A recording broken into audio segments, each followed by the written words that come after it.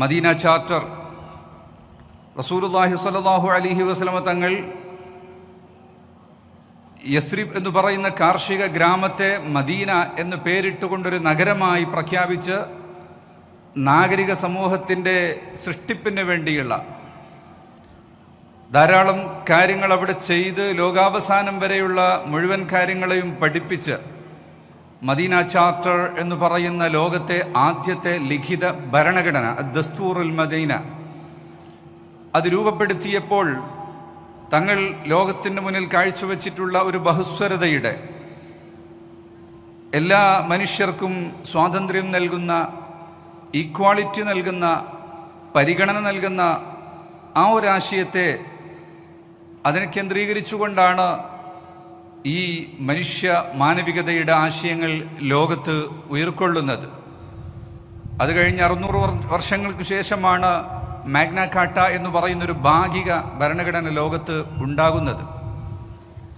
അതുകൊണ്ട് തന്നെ ലോകത്ത് ഏതു രാജ്യങ്ങളിലുള്ള നിയമങ്ങൾ നമ്മൾ പരിശോധിച്ചാലും ഇസ്ലാമിക നിയമങ്ങളുമായി അത് വളരെ കൂടുതൽ ചേർന്ന് നിൽക്കുന്നതായി നമുക്ക് കാണാൻ സാധിക്കും.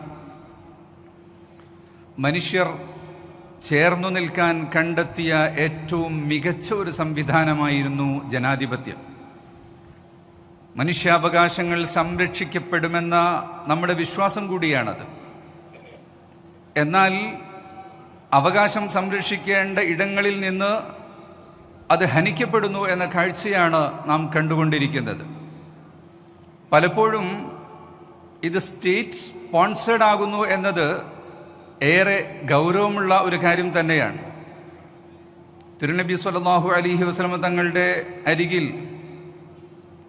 ഒരു റെക്കമെൻഡുമായി വന്നൊരു സംഭവം, മദീനയിലെ സ്വാധീനമുള്ള ഒരു കുടുംബത്തിലെ ഒരംഗം ഫാത്തുമ ബിൻത്ത് അസദ് എന്ന് പറയുന്ന ഒരു സ്ത്രീയിൽ നിന്ന് ഉണ്ടായ ഒരു മോഷണക്കേസ് അത് തെളിയിക്കപ്പെട്ടപ്പോൾ അതിന് വിധിക്കപ്പെട്ട ശിക്ഷയിൽ ഇളവ് വരുത്താൻ വേണ്ടി സ്വഹാബികളിൽപ്പെട്ട ആൾ നബി സല്ലല്ലാഹു അലൈഹി വസല്ലമ തങ്ങളെ സമീപിച്ചപ്പോൾ തങ്ങൾ പറഞ്ഞത്, ഒരു ക്രിമിനൽ കുറ്റത്തിന് കൊടുക്കുന്ന ശിക്ഷയ്ക്ക് ഇളവ് വരുത്താൻ വേണ്ടിയാണോ നിങ്ങൾ ആവശ്യപ്പെടുന്നത്? അത് കുറ്റകൃത്യങ്ങൾ വർദ്ധിക്കാനേ കാരണമാവുകയുള്ളൂ, ശിക്ഷയുടെ വിഷയത്തിൽ ഇളവ് നൽകാൻ പാടില്ല.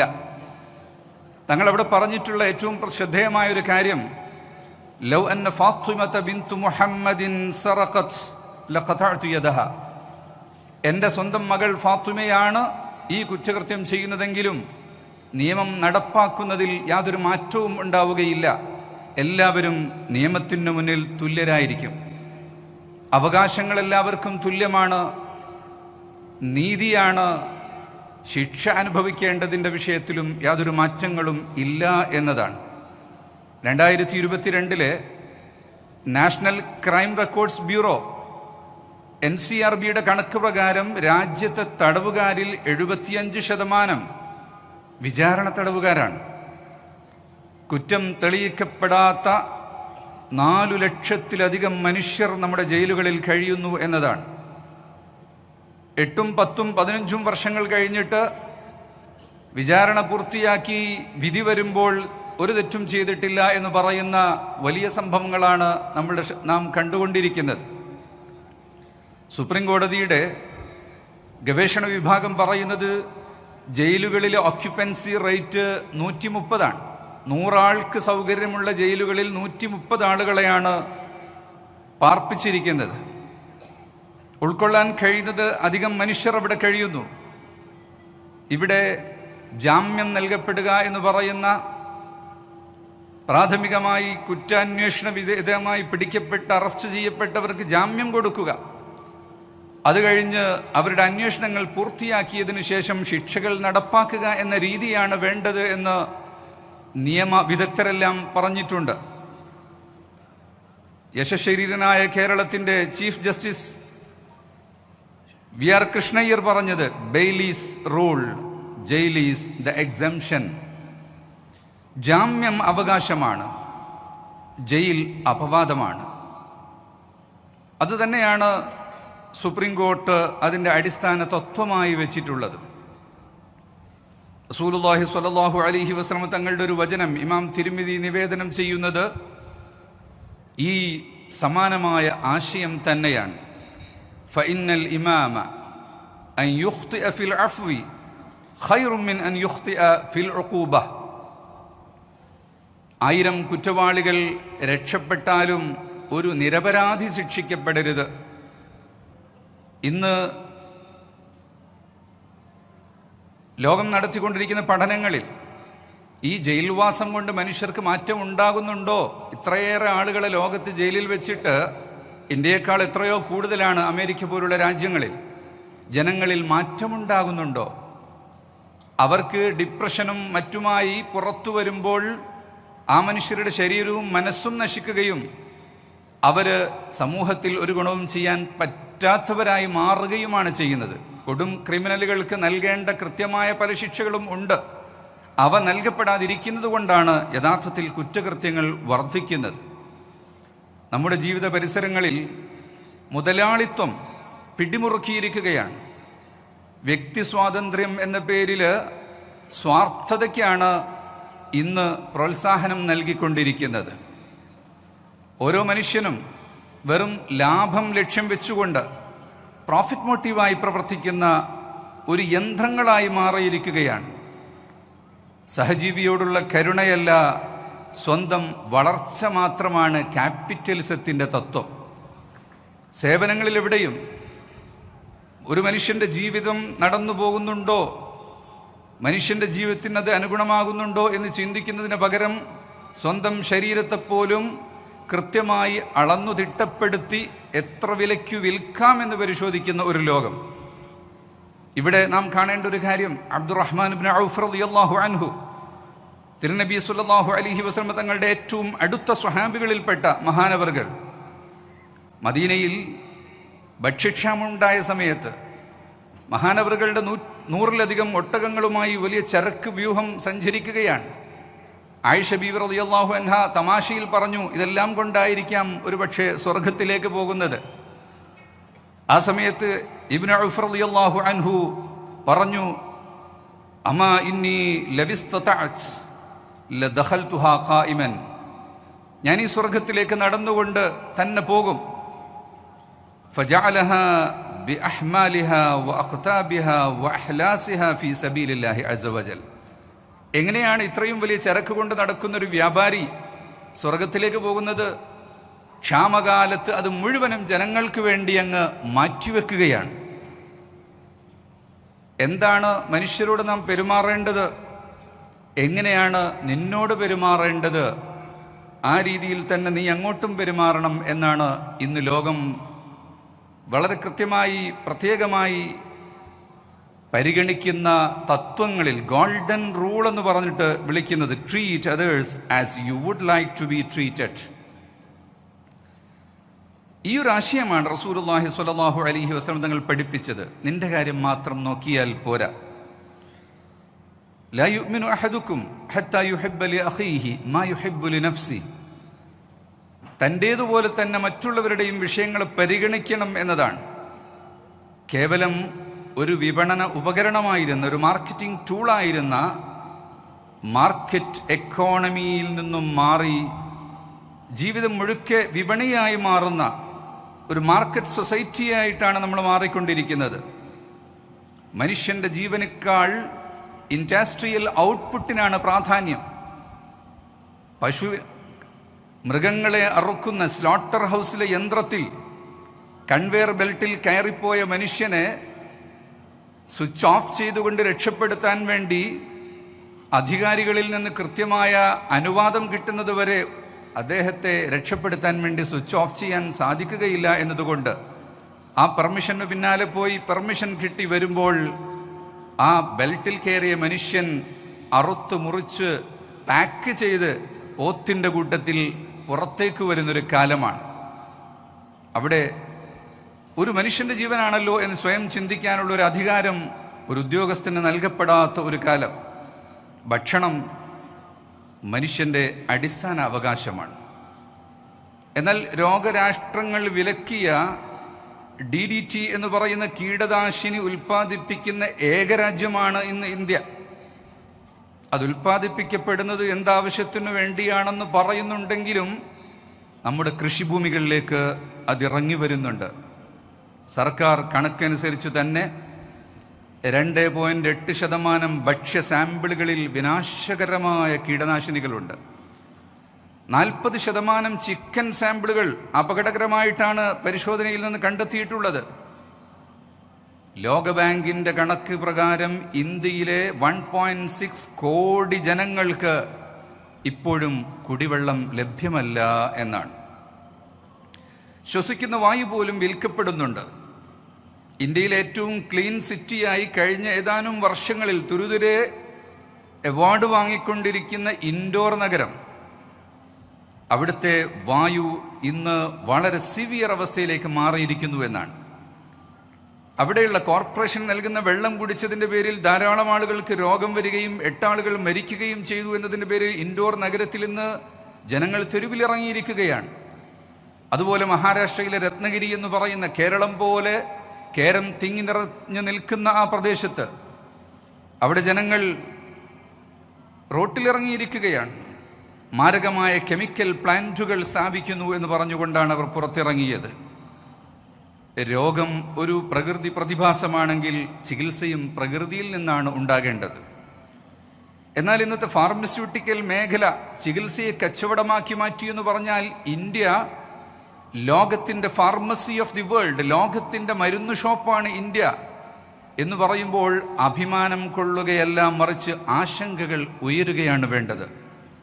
2022 മുതൽ 2025 വരെ ഇന്ത്യയിൽ നിന്ന് ഉൽപ്പാദിപ്പിച്ച കഫ് സിറപ്പ് കഴിച്ച് 140 കുട്ടികളാണ് മരിച്ചിട്ടുള്ളത്. ഇന്ത്യയിലെ ചികിത്സാരംഗത്ത് വരുന്ന ചെലവ് 14% ഓരോ വർഷവും കൂടി വരുന്നത്. എന്താണ് ഇതിൻ്റെ കാരണം? ക്വാളിറ്റിയേക്കാൾ ബ്രാൻഡിനാണ് പ്രാധാന്യം. നിങ്ങൾക്കെല്ലാവർക്കും അറിയാം, സമീപകാലത്ത് കേരളത്തിലെ ഒട്ടുമിക്ക വലിയ ആശുപത്രികളും മൾട്ടിനാഷണൽ കമ്പനികൾ പർച്ചേസ് ചെയ്തു കഴിഞ്ഞു. ഇതൊരു ദിവസമുണ്ടായ കച്ചവടമല്ല. ഈ നാട്ടിലെ ജനങ്ങളുടെ സ്വഭാവം, തലവേദന വന്നാൽ സൂപ്പർ സ്പെഷ്യലിസ്റ്റിനെ മാത്രം കാണിക്കുക, MRI സ്കാൻ ചെയ്യുക, ICUവിൽ കിടക്കുക എന്ന് പറയുന്ന, അതിന് യാതൊരു തടസ്സവുമില്ലാതെ ചികിത്സയ്ക്ക് വേണ്ടി തയ്യാറാകുന്ന മനുഷ്യൻ്റെ ശീലം കണ്ടുകൊണ്ടാണ് MNCകൾ നമ്മുടെ നാട്ടിലേക്ക് കടന്നു വന്നത്. ഇപ്പോൾ തന്നെ സംഭവിച്ചത് എന്താണ്? മരുന്നിൻ്റെ വില എന്ന് പറഞ്ഞാൽ 10 മുതൽ 700% വരെ വേരിയേഷനാണ്. ഒരേ മരുന്നിന് അതിൻ്റെ പാക്കറ്റും കളറും മാറുന്നതനുസരിച്ച് 700 ഇരട്ടി വരെയാണ് വ്യത്യാസം വരുന്നത്.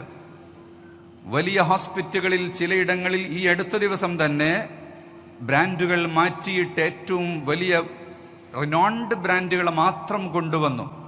സാധാരണക്കാരൻ്റെ പ്രമേഹത്തിൻ്റെയും അലർജിയുടെയും രക്തസമ്മർദ്ദത്തിൻ്റെയും അമ്ലത്വത്തിൻ്റെയുമൊക്കെ ചികിത്സയ്ക്ക് വേണ്ടി ഉപയോഗിക്കുന്ന, സാധാരണക്കാരന് വേണ്ടി ഉപയോഗിക്കുന്ന മരുന്നുകൾ 10 രൂപയ്ക്കും കിട്ടും, 700 രൂപയ്ക്കും കിട്ടും. അതിലേറ്റവും മുന്തിയത് മാത്രം വെച്ചുകൊണ്ട് ഫാർമസികളെ മാറ്റുകയാണ്. മനുഷ്യനാണ് ഇവിടെ ചൂഷണം ചെയ്യപ്പെടുന്നത്. കണക്കുകൾ പറയുന്നത് ഈ മരുന്ന് കമ്പനികൾ വരുമാനത്തിൻ്റെ 20% മാർക്കറ്റിങ്ങിനാണ് ഉപയോഗിക്കുന്നത്. യഥാർത്ഥത്തിൽ ഗവേഷണത്തിന് വേണ്ടി ഉപയോഗിക്കേണ്ടതിന് പകരം മാർക്കറ്റിങ്ങിന് വേണ്ടി ഉപയോഗിക്കുമ്പോൾ ഡോക്ടർമാർക്ക് പ്രോത്സാഹനം നൽകാനും ഫാർമസികളെ ഉത്തേജിപ്പിക്കാനും കൂടുതലായി ഈ മരുന്നുകൾ ചെലവഴിക്കാൻ വേണ്ടിയുമാണ് ഉപയോഗിക്കുന്നത്. അതുതന്നെയാണ് ഇത്തരം ആശയങ്ങൾക്ക് പിന്നിലുള്ള കാരണം.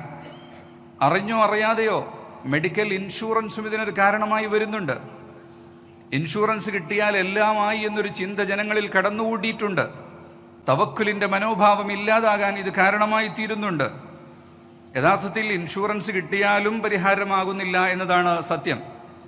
എന്ന് പറഞ്ഞാൽ മിസ്സിംഗ് മിഡിൽ കാറ്റഗറി എന്ന് പറയുന്നൊരു വിഭാഗമുണ്ട്. അവർ പ്രധാനമന്ത്രിയുടെ PMJ പദ്ധതിയുടെ ആനുകൂല്യം ലഭിക്കാൻ പറ്റിയ ദരിദ്രരല്ല. എന്നാൽ പണം കൊടുത്തു വാങ്ങുന്ന ഇൻഷുറൻസിന് പണമടക്കാനുള്ള കഴിവുള്ളവരുമല്ലാത്ത ഒരു അതിൻ്റെ ഇടയ്ക്കുള്ളൊരു വിഭാഗമുണ്ട്. അവർക്ക് ഈ വലിയ ചിലവിൽ സഹിച്ചുകൊണ്ട് VIP-കളുടെ ചികിത്സകൾ തേടേണ്ടി വരുന്നൊരവസ്ഥയിലേക്കാണ് നമ്മുടെ നാട് പോകുന്നത്. ആരോഗ്യമേഖലയിൽ ധനസഹായം ലഭിക്കുന്ന ദരിദ്രരും അവർക്കും ഈ ചൂഷണങ്ങളിൽ നിന്ന് രക്ഷപ്പെടാൻ കഴിയുകയില്ല. കാരണം ഇവിടെ ഔട്ട് ഓഫ് പോക്കറ്റ് എക്സ്പെൻസസ് എന്ന് പറയുന്ന, സ്കൂളിൽ ഒരു കുട്ടിയെ ചേർത്ത് ഫീസൊക്കെ അടച്ചാലും ആഴ്ചയിലും പുതിയ പുതിയ ഫീസുകൾ കൊടുക്കേണ്ടി വരും. ബാഗ് മാറ്റാനും ഷൂവിൻ്റെ കളർ മാറ്റാനും പല പല കാര്യങ്ങൾക്ക് വേണ്ടി ഓരോ ദിവസവും പ്രത്യേക വേഷം ധരിക്കാൻ വേണ്ടി ഇതേ രൂപത്തിൽ ആശുപത്രികളിൽ ഇൻഷുറൻസ് മുഖേന നൽകപ്പെടുന്ന ചികിത്സയ്ക്ക് പുറമേ നിന്നുള്ള ചികിത്സകളും തേടേണ്ടി വരുന്ന വലിയൊരു അവസ്ഥയുണ്ട്. അപ്പം ഇൻഷുറൻസ് കൊണ്ടും ദുരിതം തീരുന്നില്ല എന്ന് തന്നെയാണ് സത്യം. നമ്മളിൽ നിന്നും അകന്നു പോകുന്ന മനുഷ്യരെക്കുറിച്ചാണ് നമ്മളിവിടെ ചർച്ച ചെയ്യുന്നത്. അവരെ കൂടി ചേർത്തു പിടിക്കുമ്പോഴാണ് മനുഷ്യർക്കൊപ്പം എന്ന് പറയുന്ന ആശയം പൂർണ്ണമാകുന്നത്. ആധുനികതയുടെ അതിപ്രസരം കാരണം നമുക്ക് നമ്മുടെ മൂല്യങ്ങൾ ഓരോന്നായി ചോർന്നു പോവുകയാണ്. മാറ്റങ്ങൾ ഉണ്ടാകണമെങ്കിൽ നമുക്ക് പൗരത്വ ബോധമുണ്ടാകണം. ഒന്ന്, നമ്മുടെ ശരീരത്തെ തന്നെ നാം ശ്രദ്ധിക്കണം. സ്വന്തമായി ആരോഗ്യത്തെ കാക്കുന്ന രീതി ഉണ്ടാകണം. ദൃശ്യമായ അസുഖങ്ങൾക്ക് മാത്രമാണ് നാട്ടിൽ ചികിത്സ നൽകപ്പെടുന്നതെങ്കിൽ മാനസിക രോഗങ്ങൾ നാട്ടിൽ വളരെ കൂടുതലാണ്. മാനസിക രോഗ ചികിത്സയ്ക്ക് വേണ്ടി ഗവൺമെൻറ് വളരെ ചുരുങ്ങിയ 1% മാത്രമാണ് ബജറ്റിൽ മാറ്റിവെക്കുന്നത്. മാനസിക രോഗത്തിൽ 80% ആളുകളും ചികിത്സിക്കുന്നില്ലെന്നാണ്. ചിലർക്ക് അങ്ങനെ ചികിത്സിക്കുന്നത് അന്ധവിശ്വാസമാണ് എന്ന ഒരു അന്ധവിശ്വാസം ഉണ്ട്. മറ്റു ചിലർക്കതൊരു അപമാനമാണ് എന്ന തോന്നലുണ്ട്. മനുഷ്യരുടെ സ്വകാര്യതയിലേക്കുള്ള കടന്നുകയറ്റം, അതുപോലെ മാന്യമായ ഭാഷകൾക്ക് പകരം കുറ്റപ്പെടുത്തലുകളും തെറ്റായ ഭാഷാ പ്രയോഗവും, ഇങ്ങനെയെല്ലാം ഉള്ള നൂറുകൂട്ടം പ്രശ്നങ്ങളാണ് നമുക്കിടയിലുള്ളത്. കഴിഞ്ഞ ദിവസങ്ങളെല്ലാം നമ്മൾ ചർച്ച ചെയ്തു വന്ന അത്തരം വിഷയങ്ങളെല്ലാം ചേർത്തുകൊണ്ടാണ് ഇന്നിവിടെ മുഖ്യമന്ത്രിക്കും പ്രതിപക്ഷ നേതാവിനും നമ്മുടെ വികസന രേഖ സമർപ്പിക്കപ്പെടുന്നത്. വരും ദിവസങ്ങളിലെ ചർച്ച, അതിനെ ആസ്പദിച്ചുകൊണ്ടുള്ള ചർച്ചകളാണ് ഇനി കേരളം സാക്ഷ്യം വഹിക്കാൻ പോകുന്നത്.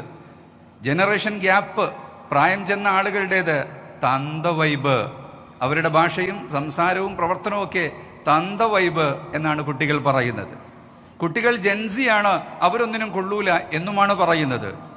മല്ലം യുവഖിർ കബീറന വലം യർഹം സഗീറന, വലിയവരെ ചേർത്തു പിടിക്കണം, കുട്ടികളെ അണച്ചു പിടിക്കണം എന്ന തിരുനബി സല്ലല്ലാഹു അലൈഹി വസല്ലം തങ്ങളുടെ ആ ഒരു സന്ദേശം എത്രമാത്രം ഇക്കാലത്ത് പ്രസക്തമാണ് എന്ന് നമുക്ക് ചിന്തിക്കാൻ കഴിയും. അതുകൊണ്ട് നമുക്ക് ഈ മഹത്തായ പ്രസ്ഥാനം മുന്നോട്ട് വച്ചിട്ടുള്ള ഈ ഒരു ആശയം ഇവിടുത്തെ മുഴുവൻ ജനങ്ങളെയും തട്ടി ഉണർത്തിയിട്ടുണ്ട്. എല്ലാ ജാതി മതസ്ഥരും ആ ആശയത്തിനു പിന്നാലെ വന്നിട്ടുണ്ട്. ഈ ചർച്ചകൾ മുന്നോട്ട് കൊണ്ടുപോകണം. ആവശ്യങ്ങൾ ഒരുപാട് മുന്നിൽ പറയുമ്പോൾ ഏതെങ്കിലും ഗവൺമെൻറ് ചെയ്തു തീർക്കേണ്ടതാണ്, അല്ലെങ്കിൽ ഗവൺമെൻറ് ചെയ്യാത്ത കുറ്റമാണ് എന്നുള്ള ഒരു ധാരണ സാധാരണ ചില ആളുകൾക്കുണ്ട്. യഥാർത്ഥത്തിൽ ഇത് നമ്മുടെ എല്ലാം ആവശ്യമായിട്ടാണ് ഈ പ്രസ്ഥാനം ഉയർത്തുന്നത്. ഗവൺമെൻറ് ഒരുപാട് ചെയ്തിട്ടുണ്ട്, ഇനിയുമേറെ ചെയ്യേണ്ടതുണ്ട്. അതേപ്രകാരം തന്നെ നാം ചെയ്യേണ്ടതുണ്ട്. ഓരോ പ്രസ്ഥാനങ്ങൾക്കും ചെയ്യാൻ കഴിയും. ഏറെക്കുറെ കാര്യങ്ങൾ ജനങ്ങളെ ബോധവൽക്കരിക്കുന്നതിലൂടെ മാറ്റിയെടുക്കാൻ കഴിയുന്നതാണ്. അതിനുവേണ്ടിയാണ് ഇത്രയും മഹാപണ്ഡിതന്മാർ വലിയൊരു വ്യൂഹം തന്നെ ഇത്രയും ദിനം സമ്പൂർണമായി ഈ ഒരു യാത്രയ്ക്ക് വേണ്ടി ചെലവഴിച്ചത്. ഈ ഒരു ആശയം നമ്മൾ ഓരോരുത്തരും നെഞ്ചേറ്റിക്കൊണ്ട് സമൂഹത്തിൽ പരിവർത്തനമുണ്ടാക്കുന്നതിന് വേണ്ടി, മനുഷ്യപ്പറ്റുള്ള സ്നേഹം നിലകൊള്ളുന്ന, കുടുംബങ്ങളിൽ കലഹങ്ങളില്ലാത്ത, നാട്ടിൽ സ്പർദ്ധയില്ലാത്ത ഒരു സമൂഹം ഉണ്ടാകുന്നതിന് വേണ്ടിയുള്ള ഒരു പുറപ്പാടിൻ്റെ ഒരു ആവിഷ്കാരമാണ് യഥാർത്ഥത്തിൽ കേരള യാത്രയിലൂടെ സാധ്യമായിട്ടുള്ളത്. മഹത്തുക്കളായ നേതാക്കൾ വിശദമായി നമ്മോട് സംസാരിക്കാനിരിക്കുന്നു. വാക്കുകൾ അവസാനിപ്പിക്കുന്നു.